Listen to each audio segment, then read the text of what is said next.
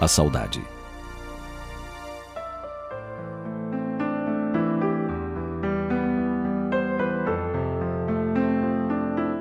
Vencido pela profunda angústia da minha mágoa, despertei quando o jovem rosto da manhã, adornado de luz, e o mar de nuvens viajeiras me convidaram para o banquete do dia.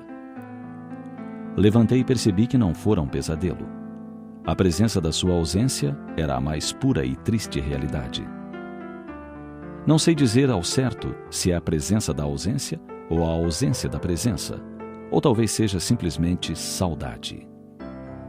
Lá fora tudo respirava perfume, e os braços do vento carregando o pólen da vida cantavam nos ramos do arvoredo delicada canção.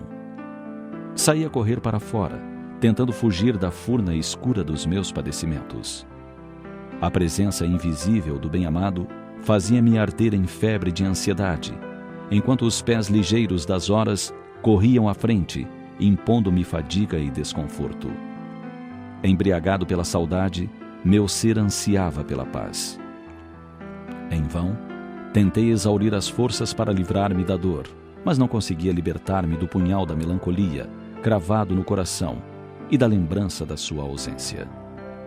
Quando, enfim, a tarde se escondeu ao longe das montanhas altaneiras, outra vez tombei em mim mesmo, extenuado e só.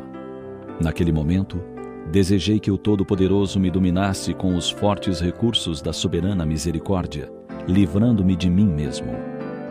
Parecia que não mais suportaria o espinho da saudade cravado em meu peito, já dorido e exausto.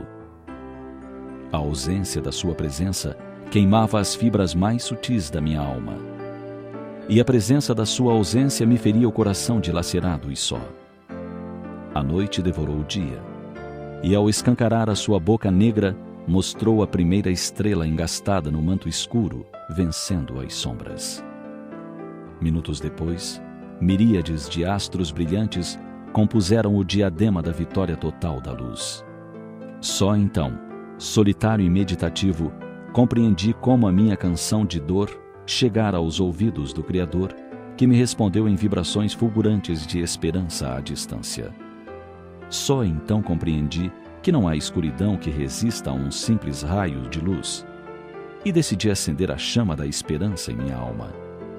E só então pude ouvir o sublime cancioneiro do silêncio e suas melodias repletas de sons e paz, convidando-me a confiar em seu infinito poder e a entregar-me aos braços suaves da esperança.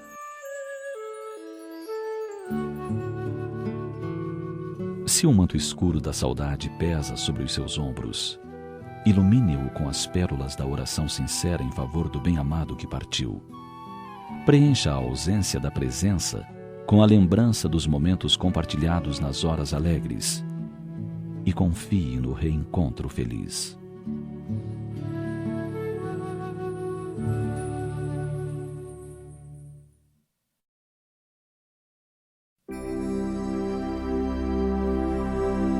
Quando os filhos crescem.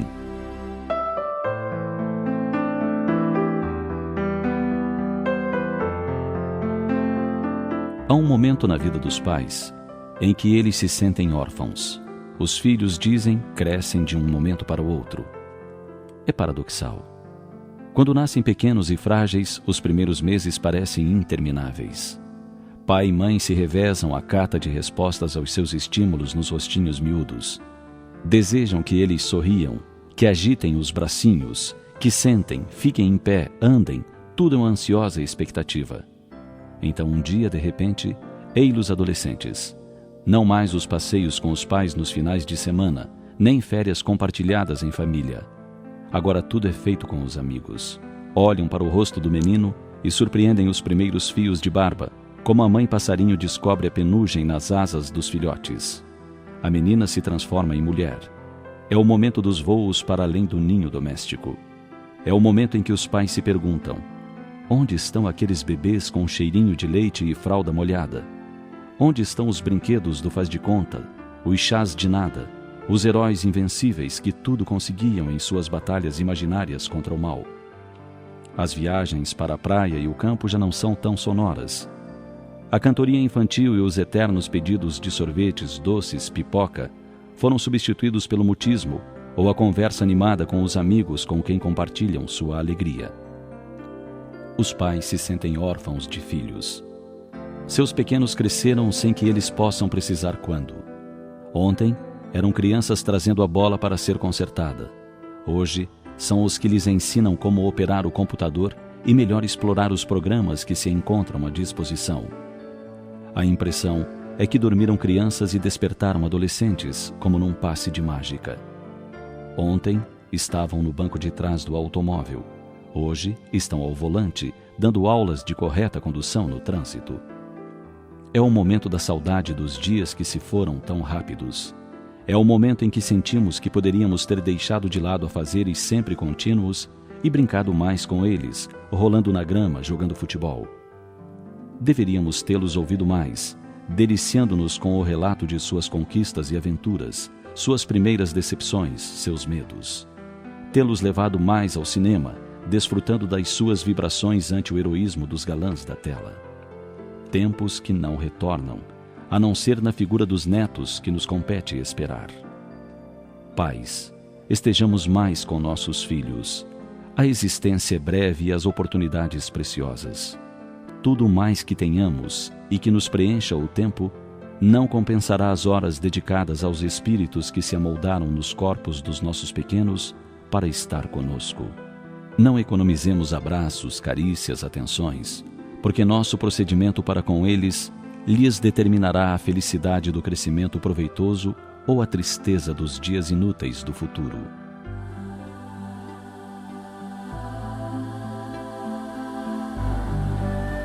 A criança criada com carinho aprende a ser afetuosa. A mensagem da atenção ao próximo é passada pelos pais aos filhos. No dia a dia com os pais, eles aprendem que o ser humano e seus sentimentos são mais importantes do que o simples sucesso profissional e todos os seus acessórios. Em essência, as crianças aprendem o que vivem. Pensemos nisso.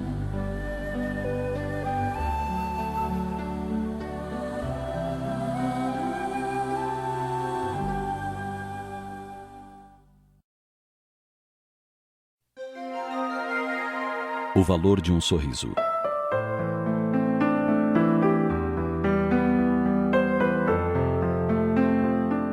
Não custa nada e rende muito. Enriquece quem o recebe sem empobrecer quem o dá. Dura somente um instante, mas seus efeitos perduram para sempre. Ninguém é tão rico que dele não precise, e ninguém é tão pobre que não o possa dar a todos. Leva felicidade a muita gente e a toda parte. É o símbolo da amizade, da boa vontade.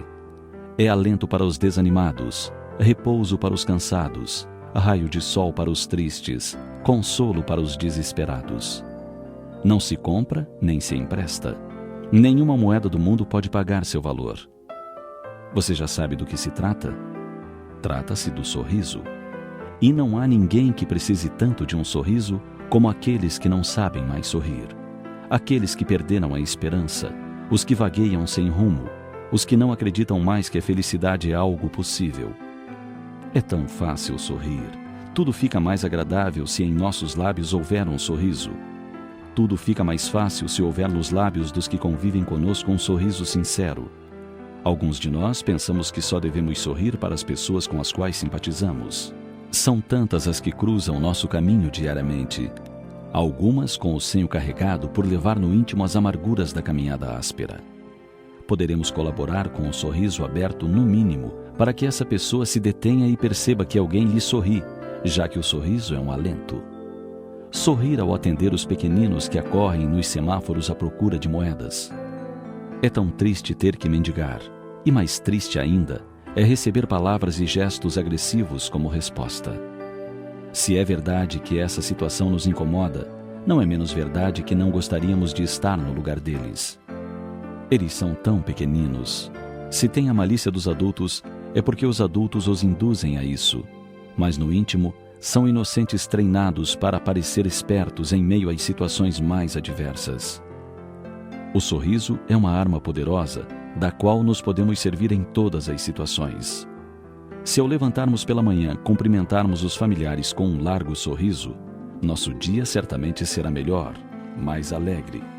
Se ao entrarmos no elevador saudarmos com um sorriso os que seguem conosco, ao invés de fecharmos o rosto e olharmos para cima ou para baixo, na tentativa de desviar os olhares, com certeza o nosso dia será mais feliz, porque todos nos verão com simpatia e nos endereçarão energias salutares.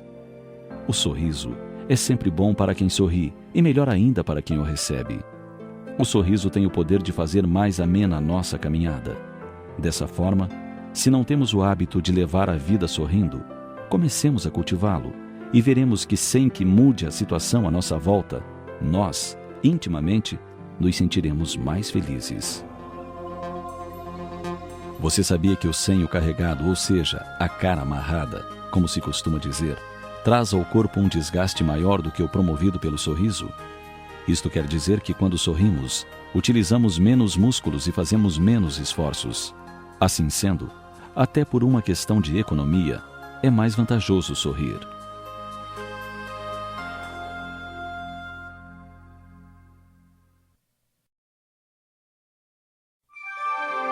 A vida de relação.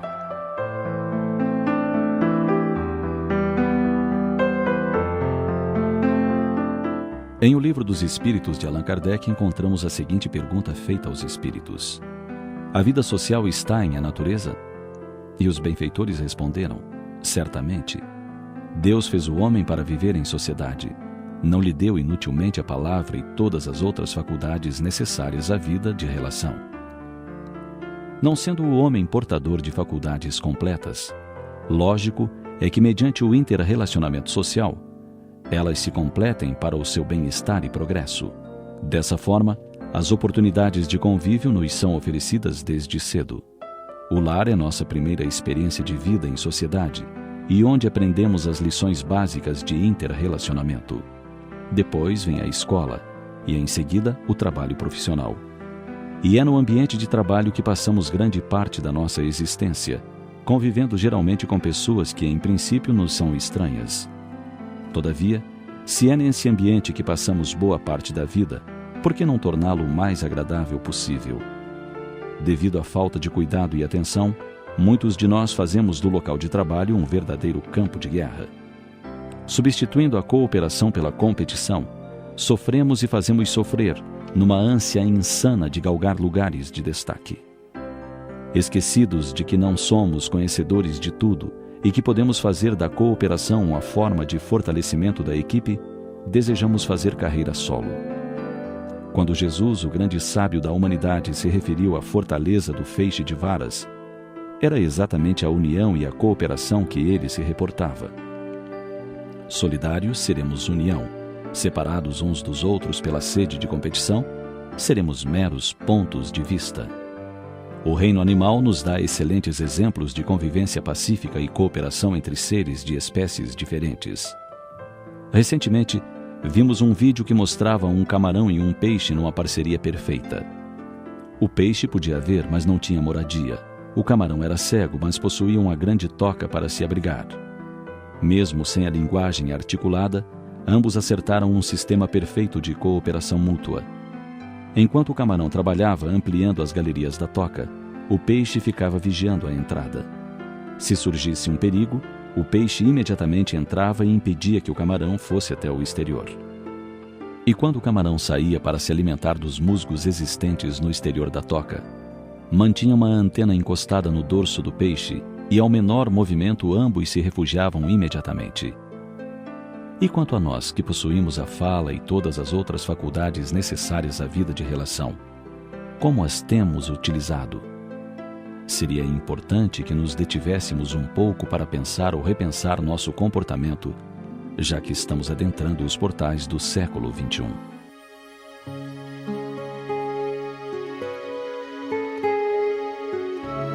O Senhor estabeleceu a cooperação como base indispensável ao êxito de qualquer trabalho. O arado é precioso, mas inútil se não possui a mão do lavrador que o dirige. O êxito é uma bênção de forças conjugadas da natureza.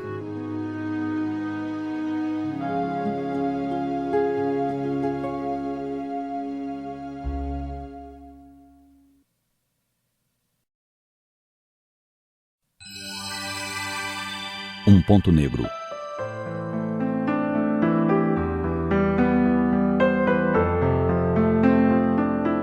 Conta-se que um professor preparou sua aula estendendo um grande lençol branco numa das paredes da sala. Na medida em que os alunos iam entrando, tinham sua curiosidade despertada por aquele objeto estranho estendido bem à sua frente. O professor iniciou a aula perguntando a todos o que viam. O primeiro que se manifestou disse que via um pontinho negro, no que foi seguido pelos demais. Todos conseguiram ver o pontinho negro que fora colocado de propósito no centro do lençol branco. Depois de perguntar a todos se o ponto negro era a única coisa que viam e ouvir a resposta afirmativa, o professor lançou outra questão. Vocês não estão vendo todo o resto do lençol?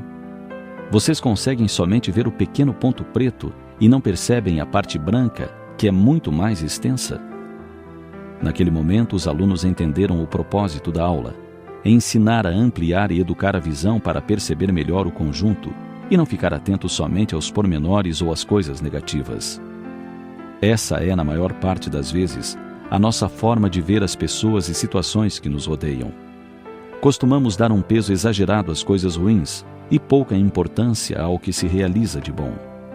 Se um amigo sempre nos trata com cortesia, com afabilidade e atenção, e num determinado momento nos trata de maneira áspera, pronto, tudo o que ele fez até então cai por terra.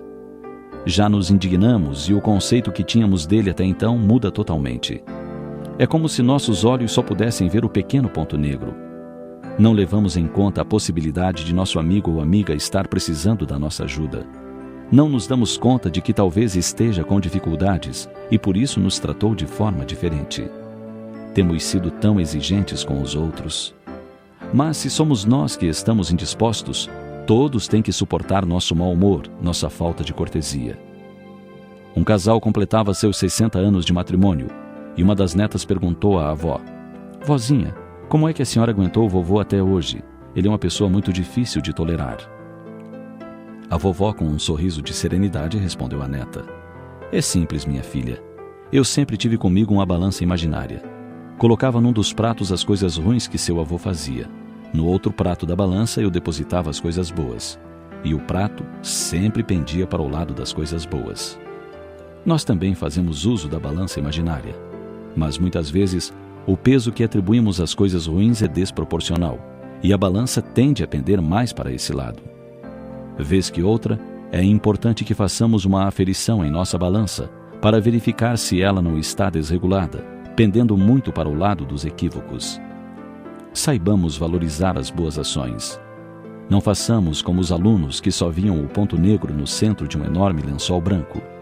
Eduquemos a nossa visão para perceber melhor as coisas boas da vida. Desenvolvamos a nossa capacidade de ver e valorizar tudo o que nos acontece de bom.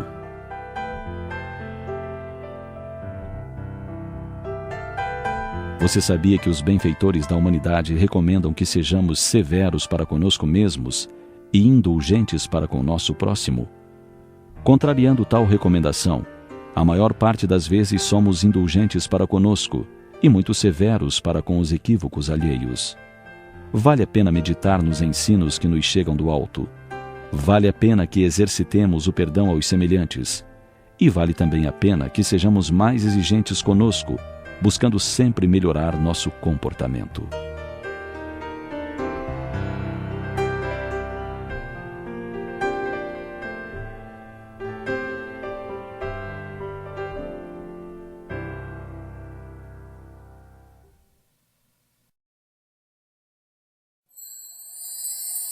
O bem mais precioso.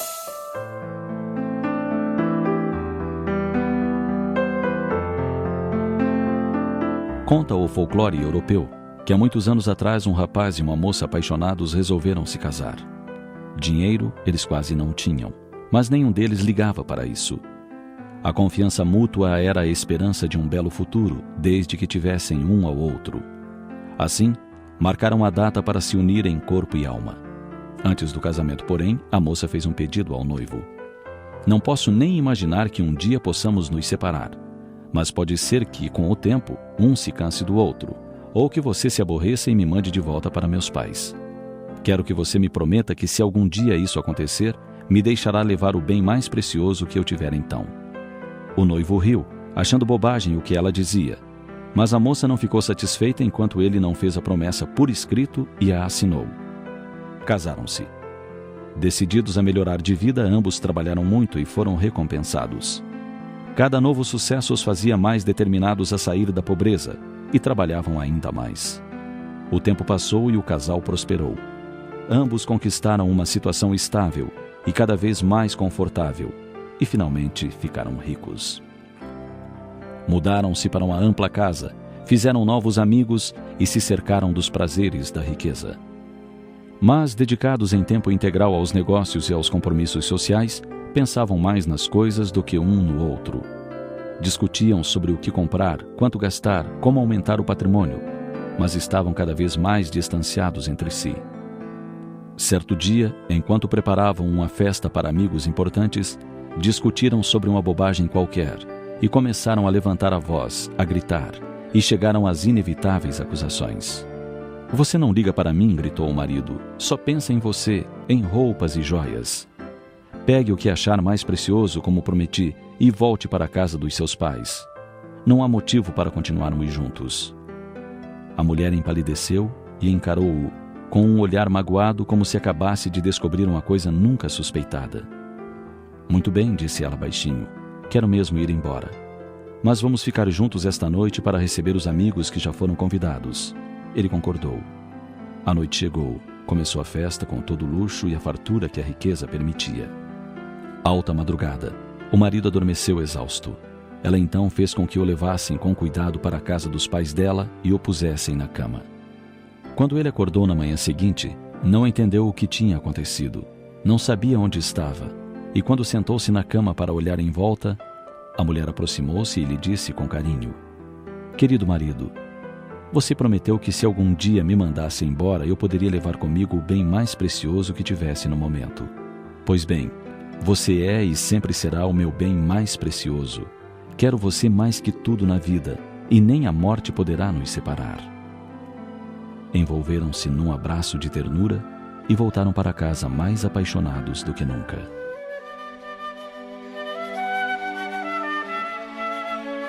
O egoísmo muitas vezes nos turva a visão e nos faz ver as coisas de forma distorcida.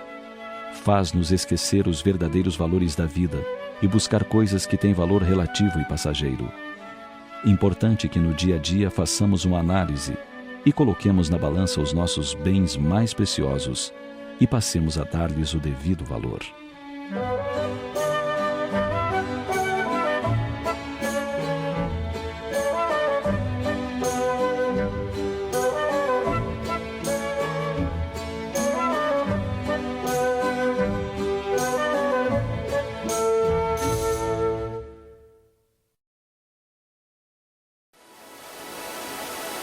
Maneiras de dizer as coisas.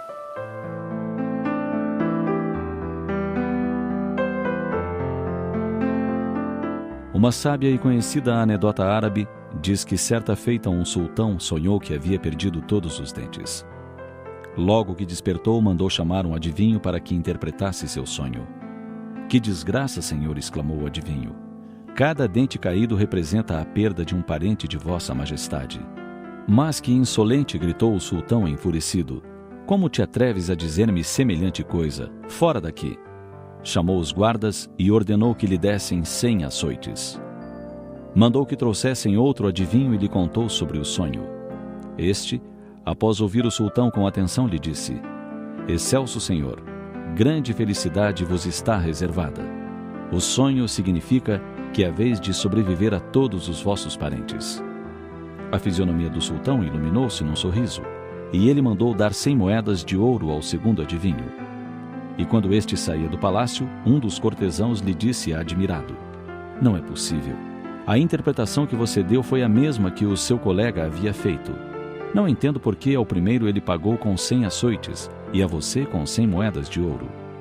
"Lembra-te, meu amigo", respondeu o adivinho, "que tudo depende da maneira de dizer." Um dos grandes desafios da humanidade é aprender a arte de comunicar-se. Da comunicação depende muitas vezes a felicidade ou a desgraça, a paz ou a guerra. Que a verdade deve ser dita em qualquer situação não resta dúvida, mas a forma com que ela é comunicada é que tem provocado em alguns casos grandes problemas. A verdade pode ser comparada a uma pedra preciosa. Se a lançarmos no rosto de alguém, pode ferir, provocando dor e revolta. Mas se a envolvermos em delicada embalagem e a oferecermos com ternura, certamente será aceita com facilidade. A embalagem, nesse caso, é a indulgência, o carinho, a compreensão e, acima de tudo, a vontade sincera de ajudar a pessoa a quem nos dirigimos.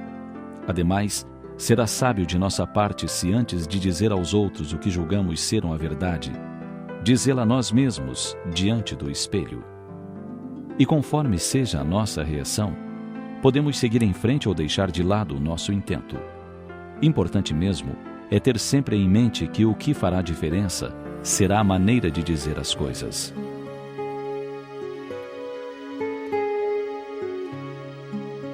A sublime arte da comunicação foi sabiamente ensinada por Jesus. Ele falava com sabedoria tanto aos doutores da lei quanto às pessoas simples e iletradas. Há indivíduos que se dizem bons comunicadores, mas que não conseguem fazer com que suas palavras cheguem aos corações e às mentes. Jesus, o comunicador por excelência, falava, e suas palavras calavam fundo nas almas, porque aliava às palavras os seus atos, ou seja, falava e exemplificava com a própria vivência. O grande segredo para uma boa comunicação, portanto, é o exemplo de quem fala.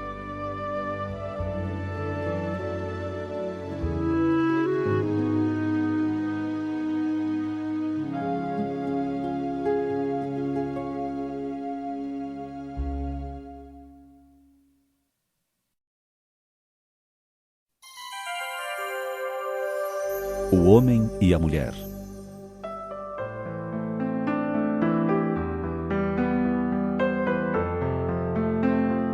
São iguais perante Deus o homem e a mulher e têm os mesmos direitos?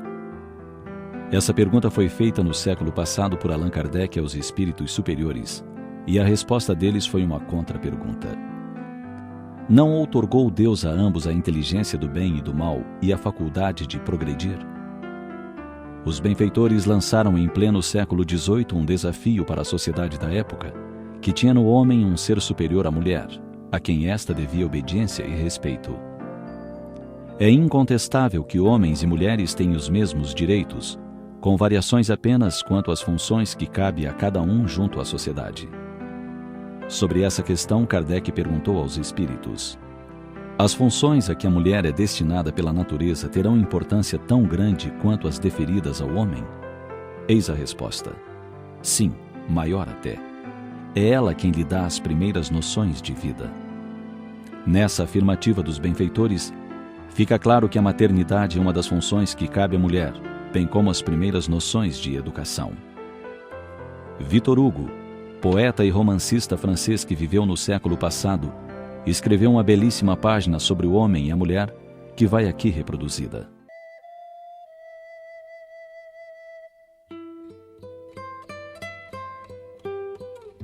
O homem é a mais elevada das criaturas, a mulher é o mais sublime dos ideais. Deus fez para o homem um trono, para a mulher um altar. O trono exalta, o altar santifica. O homem é o cérebro, a mulher o coração. O cérebro produz luz, o coração o amor. A luz fecunda, o amor ressuscita. O homem é o gênio, a mulher o anjo. O gênio é imensurável, o anjo indefinível. A aspiração do homem é a suprema glória. A aspiração da mulher é a virtude extrema. A glória traduz grandeza, a virtude traduz divindade.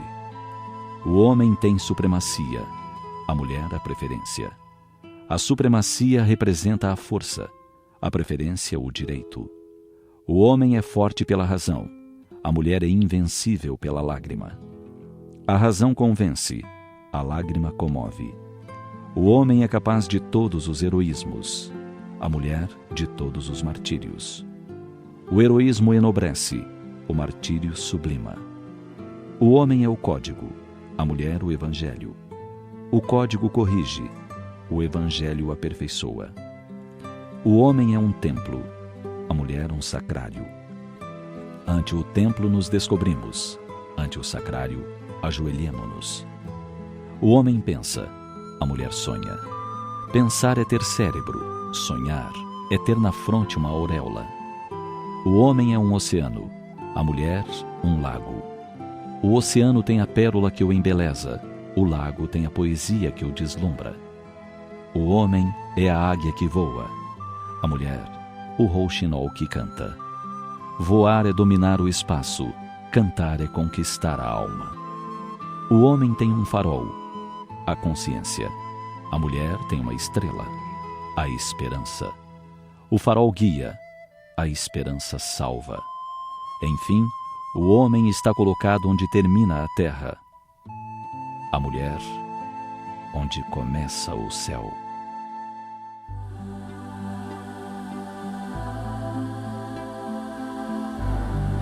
O homem é assim como o pássaro, muitas vezes obrigado a enfrentar a tempestade fora do ninho, para que o ninho desfrute alegria e abastança. A mulher é o anjo desse mesmo ninho, em que o homem procura paz e refazimento.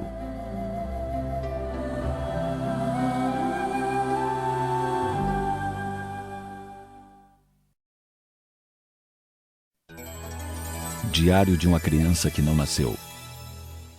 5 de outubro. Hoje teve início a minha vida. Papai e mamãe não sabem.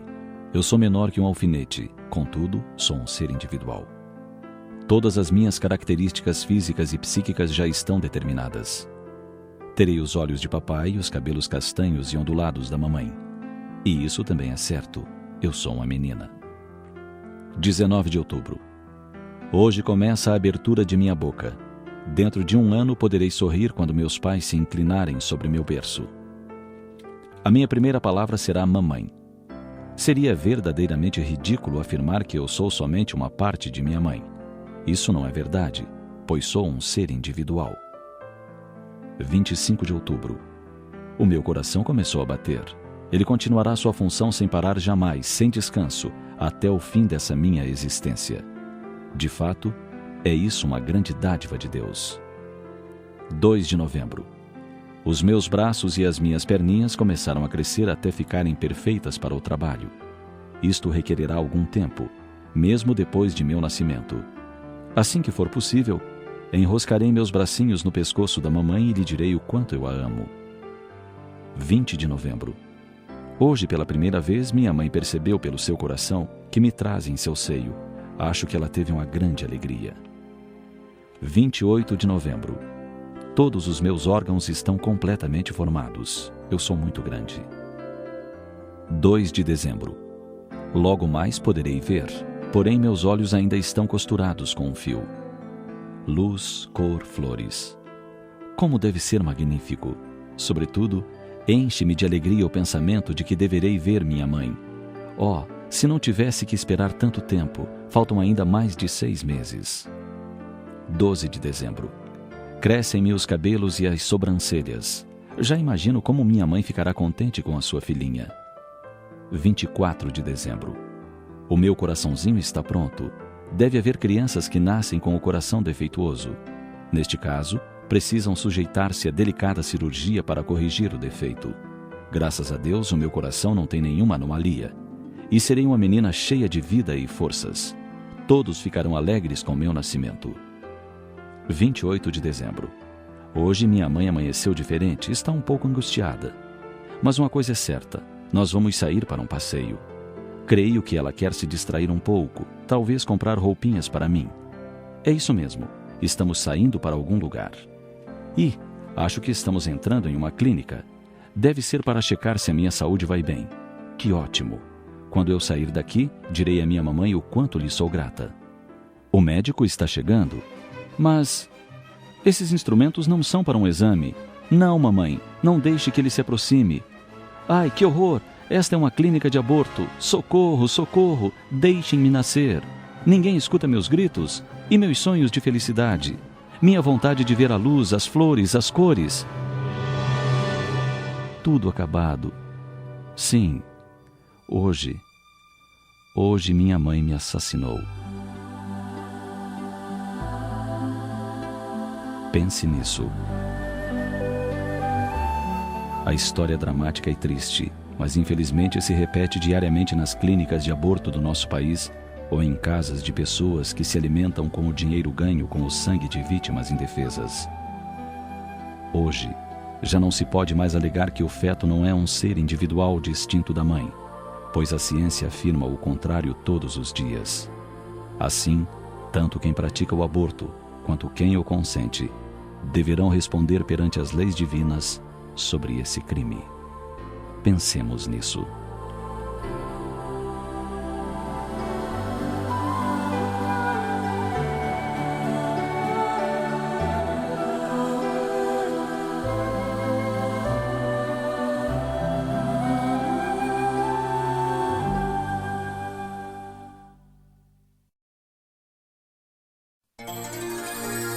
Verdadeiras joias.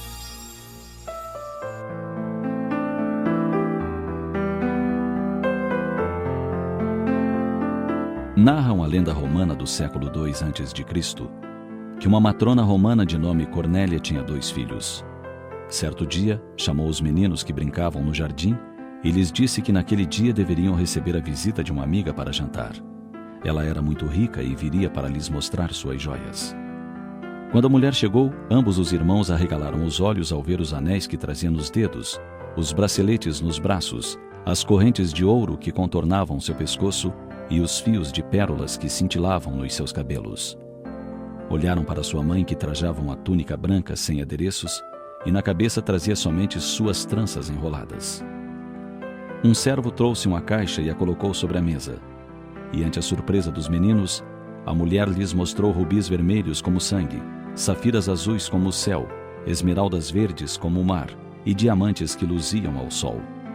O menorzinho sussurrou para o maior: seria tão bom se nossa mãe pudesse ter algumas dessas pedras ou dessas joias. Olhando com quase piedade para Cornélia, a ilustre visitante lhe indagou: é verdade que você não tem joias? Será verdade que você é assim tão pobre? Sem pestanejar, a anfitriã respondeu: de forma alguma. Tenho joias muito mais valiosas que as suas. Os irmãos Tibério e Caio se entreolharam. Seria possível que sua mãe possuísse joias e eles não soubessem? Acaso teria ela um cofre secreto? Seriam suas joias de tamanho valor que ela não as usasse, temendo ladrões? Mas Cornélia se aproximou dos 2 filhos, abraçou-os sorrindo e falou: estas são as minhas joias. Não são muito mais preciosas do que as suas pedrarias? São verdadeiramente joias preciosas os filhos que nos chegam. Alguns, pedras brutas para a lapidação. Outros, já deixando perceber o fino trabalho da ourivesaria dos tempos, da lapidação das várias vidas. Quantos de nós nos apercebemos de tal riqueza? Quanta vez preferimos ilusões do mundo a estar com nossos pequenos? Quantas vezes preferimos colocar-nos ante a televisão, permitindo que os anos se sucedam e nossas preciosidades cresçam sem o cuidado e o carinho de que necessitam? E haverá algo mais precioso do que o sorriso de uma criança? De um abraço generoso? De suas carícias com as mãozinhas tépidas em nossos rostos? Atendamos aos nossos pequenos, joias raras que Deus nos confiou por breve tempo. Não percamos oportunidade de estar com eles, de senti-los, de amá-los. Porque de todos os tesouros do universo, o amor é o mais valioso e duradouro.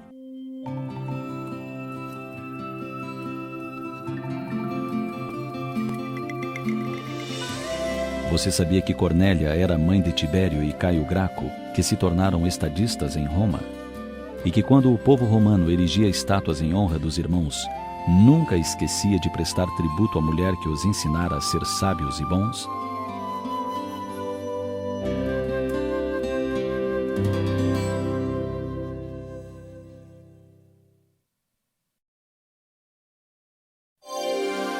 Separação resolve?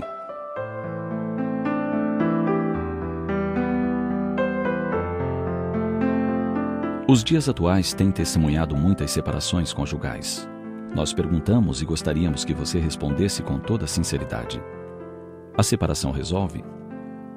Embalados pelo suave encantamento do namoro e noivado, os casais entram na barca da paixão e se deixam levar pelo grande oceano do casamento. Sentindo ainda as emoções dos primeiros tempos, tudo é alegria e contentamento. A música, o perfume, as flores, os passeios, a comida predileta, tudo é compartilhado com carinho e cada um faz o máximo para agradar o outro. Na balança das ações, somente o prato das virtudes é utilizado. Todavia, o tempo passa. Surgem os ventos, os maremotos, a neblina, e as dificuldades começam. O casal esquece de estender a ponte do diálogo que certamente iria propiciar soluções para os problemas ou encontrar maneiras de os contornar com sabedoria.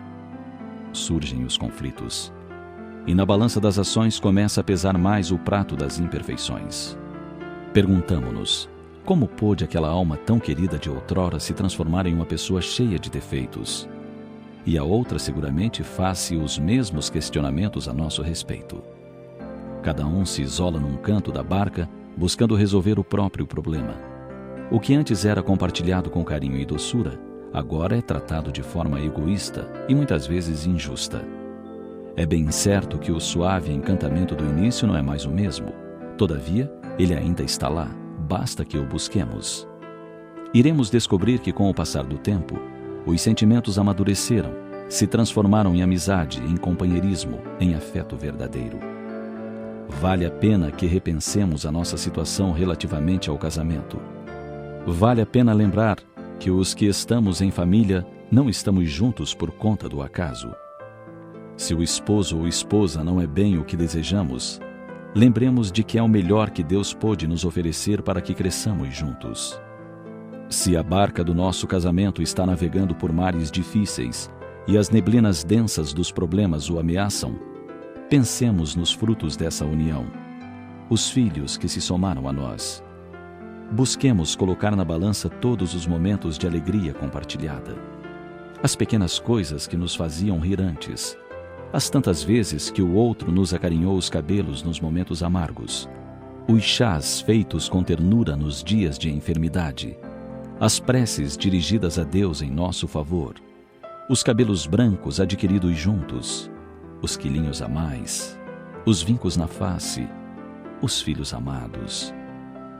Todas essas coisas devem ser pesadas antes da decisão pela separação, causadora em muitos casos de maiores dissabores e tormentos.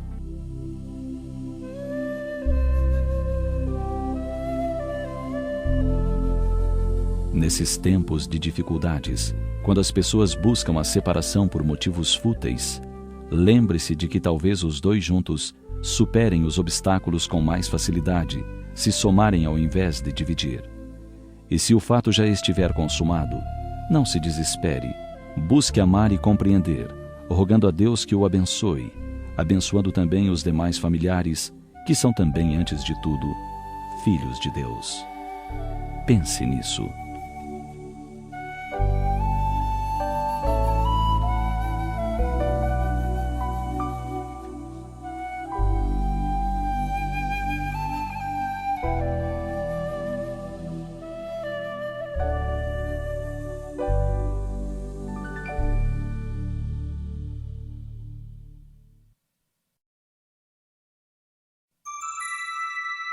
O milagre do amor.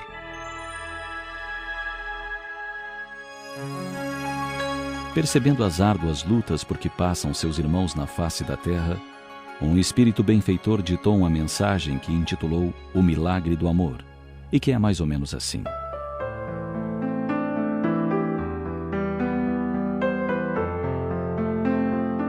Quando a dúvida lhe chegue maliciosa, indague ao amor qual a conduta a seguir. Quando a saudade avizinhar-se tentando macerar-lhe o coração, refugie-se no amor e deixe que as recordações felizes iluminem a noite em que você se encontra. Quando a aflição aturdir-lhe o íntimo, chame o amor para que a calma e a confiança predominem nas suas decisões. Quando a suspeita buscar aninhar-se em seu coração, dirija o pensamento ao amor e a paz dominará as paisagens dos seus sentimentos.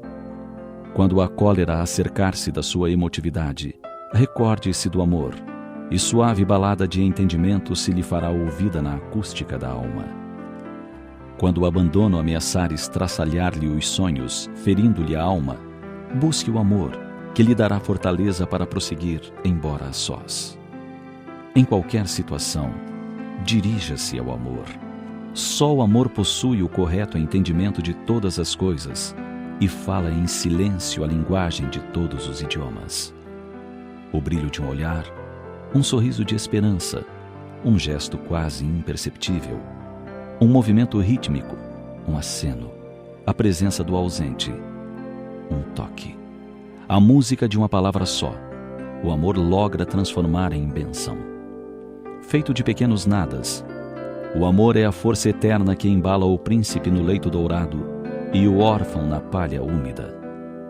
O amor é o único mecanismo que conduz o fraco às tarefas gigantescas, que impulsiona o progresso real, que dá dignidade à vida, que impele ao trabalho de reverdecer o Pantanal e o deserto, que concede alento quando a morte parece dominar soberana.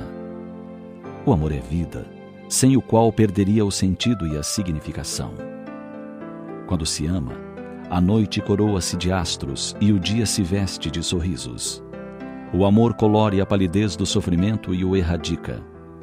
Sem este milagre que é o amor, não valeria a pena viver. Em tudo está a presença do amor que provém de Deus e é Deus. Descubra o amor e ame. Ame e felicite-se, colocando na estrada do amor sinais de luz, a fim de que nunca mais haja sombra por onde o amor tenha transitado a derramar claridade. Por tais razões, Jesus Cristo reuniu toda a lei e todos os profetas num só mandamento, cuja estrutura comportamental e finalidade última é o amor a Deus sobre todas as coisas e ao próximo como a si mesmo.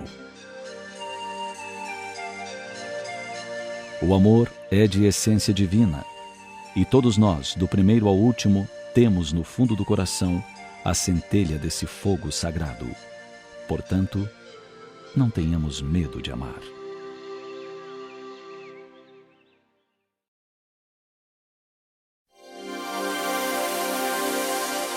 Vencendo o desânimo.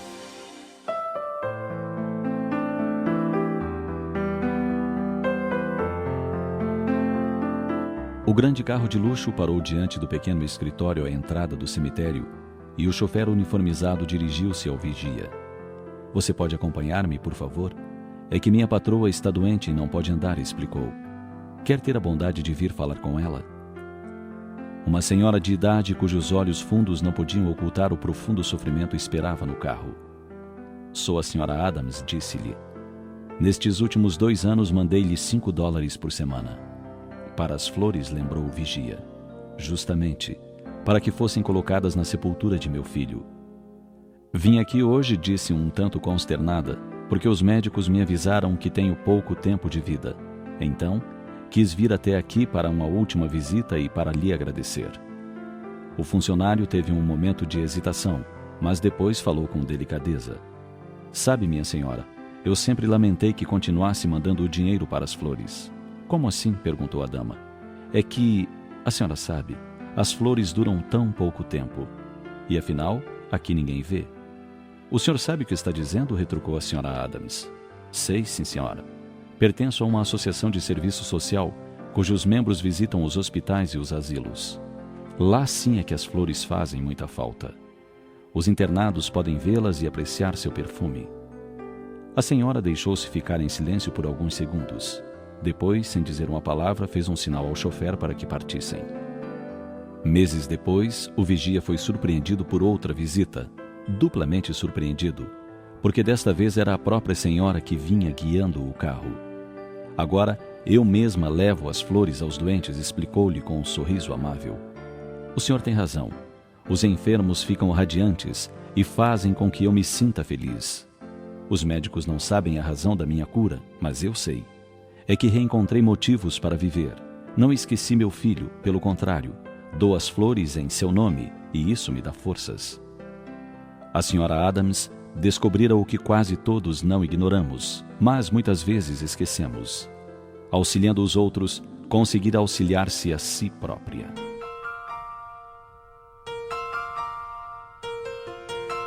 Você sabia que não é necessário visitar o túmulo dos entes queridos que partiram para levar o nosso carinho?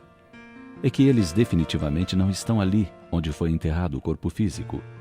mas são como pássaros que deixaram a gaiola e voam livres. Para que demonstremos o nosso afeto, basta que lhes enviemos as flores da nossa gratidão através do pensamento, impulsionado pelos sentimentos de afeto que sempre nos nutriu, e eles receberão, onde quer que estejam. Assim, a nossa visita ao cemitério será apenas para a conservação e limpeza do lugar que serviu de aduana para a libertação do ser a quem tanto amamos e que continua vivendo.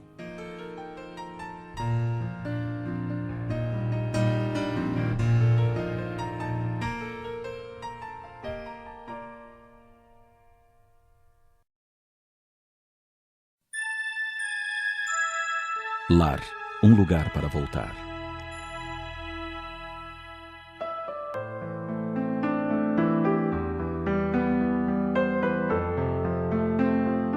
Você já se deu conta da importância do seu lar? Não nos referimos ao valor financeiro da sua casa, mas da importância do aconchego do lar. Na correria do nosso dia a dia, muitos de nós não pensamos no que significa ter um lar para voltar ao final de um dia de trabalhos intensos e cansativos. No entanto, o lar é a base segura de todos aqueles que possuem esse grande tesouro. Temos acompanhado as histórias de pessoas que obtiveram grande sucesso nas artes, na música, nos esportes, e todas elas apontam a união familiar como ponto de apoio seguro.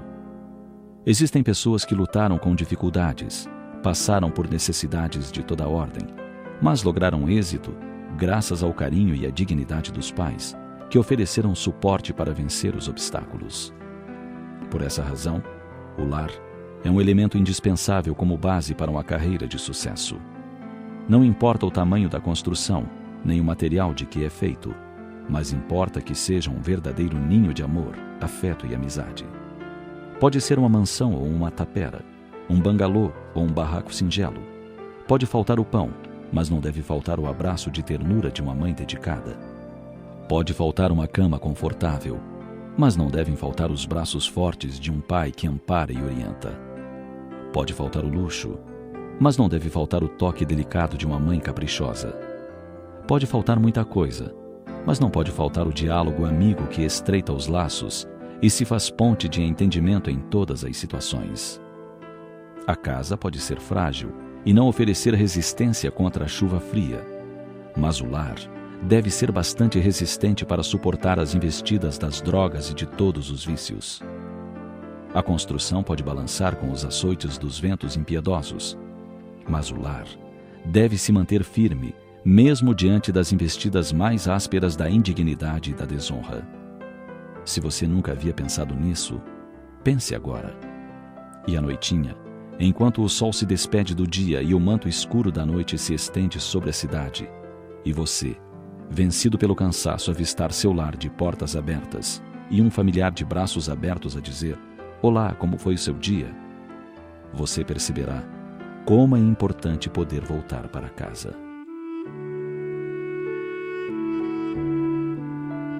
Com chuva ou com sol, lá está o nosso lar para nos acolher e nos dar abrigo. Por essa razão, valorizemos esse refúgio seguro no qual passamos a maior parte de nossas vidas, valorizando também aqueles que compartilham conosco desse pequeno oásis, e façamos com que ele possa ser um verdadeiro porto seguro. E nunca nos esqueçamos de que o lar, mesmo quando assinalado pelas dores decorrentes do aprimoramento dos que o constituem, é oficina purificadora onde se devem trabalhar as bases seguras da humanidade de todos os tempos. Pensemos nisso.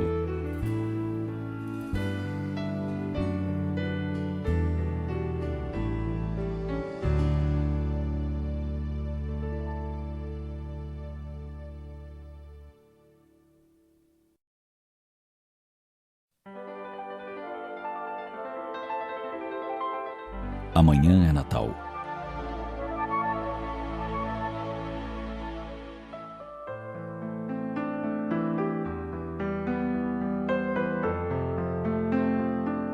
Os dias se sucedem tão rápidos que nem nos damos conta. E amanhã já é Natal outra vez. Você certamente teve problemas, trabalhou, sofreu, sorriu, como todo mundo. Foram tantos os obstáculos. mas as forças foram ainda maiores que permitiram superá-los. Os desentendimentos familiares não foram poucos, mas a fraternidade logrou êxito. Um filho querido talvez tenha adentrado pelos escuros caminhos das drogas, mas a coragem foi tanta que deu suporte nos momentos amargos. O lar, tão tranquilo outrora, esteve ameaçado por terríveis tempestades. Quase sucumbiu. Mas os laços fortes do amor o sustentaram. A separação promovida pela morte dilacerou as fibras mais sutis da alma. Mas a fé em Deus e a certeza da imortalidade conseguiram cicatrizá-las. A enfermidade cruel nos visitou, ou visitou os entes queridos, mas a confiança e a dedicação conseguiram afastá-la. Enfim, foram tantas dores, tantos momentos amargos, mas também tantas alegrias, tantas vitórias. Amanhã é Natal. E o Natal é tempo de fraternidade, perdão, solidariedade. E porque amanhã é Natal, reunamo-nos todos os que lutamos juntos na alegria e na dor, e que permanecemos unidos. Olhemos para a mãezinha a quem chamamos o ano inteiro para pedir roupa limpa e comida, e digamos: Mãe, o que seria da minha vida sem você? Eu a amo, mãezinha querida. Ao pai, a quem só nos dirigimos para pedir dinheiro, carro emprestado, cartão de crédito, falemos com carinho: Olá, velho. Apesar de não ter o costume de dizer, eu o amo. Tenho certeza de que minha vida não teria sentido sem você. Acerquemo-nos daquele irmão com quem não conversamos. Olhemos nos seus olhos e falemos: Olá, mano. Que bom ter você no meu caminho. Aproximemo-nos daquele filho drogado, infeliz, e falemos com ternura: Filho, você é a estrela da minha estrada. Sem você a vida não teria sentido.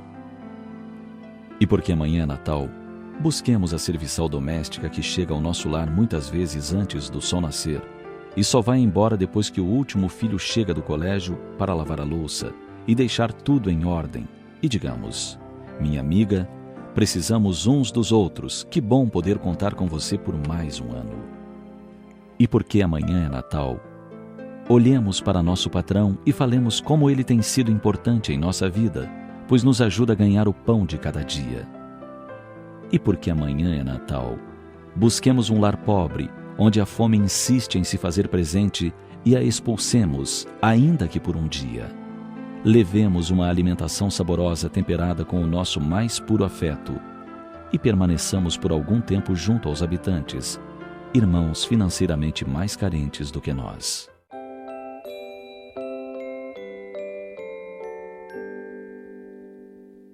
E porque amanhã é Natal, lembremo-nos do aniversariante mais ilustre de que a terra teve notícia.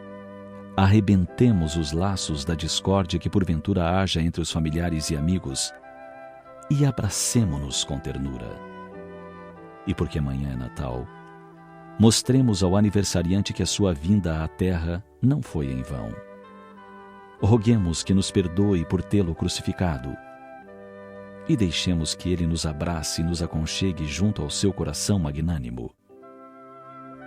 Porque amanhã é Natal.